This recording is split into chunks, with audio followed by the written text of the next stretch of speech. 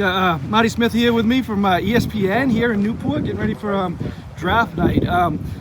The excitement here, you've been here all week, right? I have. Yeah, and what have you kind of learned from the people of Newport?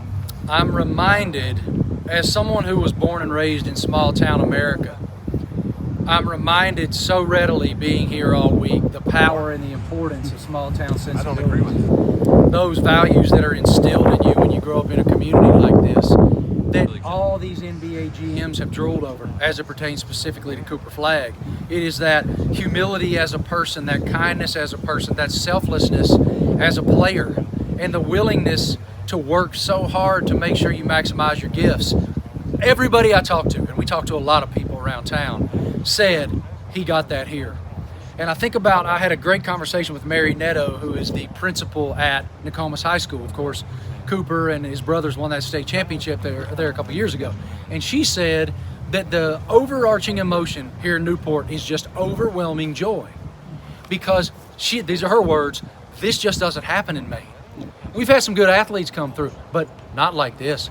I mean, you have this transcendent talent that is the best player in the country. He's going to be the #1 pick in the NBA draft, and he's so damn proud to be from right here.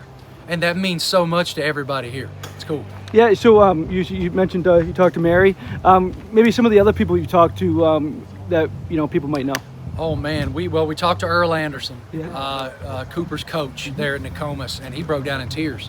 Actually, I was very taken with his emotion because as he was describing what it was like to coach Coop and to win that state title with that specific group of young men, it made him very emotional because he said, look, you hear all the time, and it's cliche, we try to preach family, but that group of young men genuinely was. And I could see that. They showed me all these photographs of them all the time together at various team engagements, dressed up for Christmas, dressed up for Halloween, just togetherness. And you don't lose that. And I'll say this too. I talked about this on SportsCenter earlier today. I talked to Alex Grant and Dawson Townsend, two of his teammates at Nokomis. And I mentioned to them that I've been blessed to have some friends who are famous.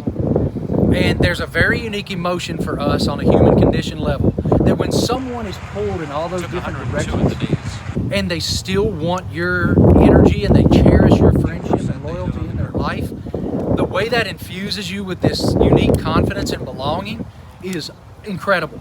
And that's what those young men are experiencing right now with Cooper. Super cool.